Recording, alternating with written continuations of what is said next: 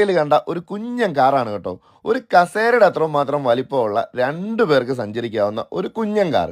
ഇതിനെക്കുറിച്ച് ചോദിച്ചപ്പോഴത്തേക്ക് എന്നോട് പറഞ്ഞ് വേൾഡിലെ തന്നെ ഏറ്റവും സ്മോളസ്റ്റ് കാർ ഇതാണ് എന്നാണ് എന്നോട് പറഞ്ഞത്.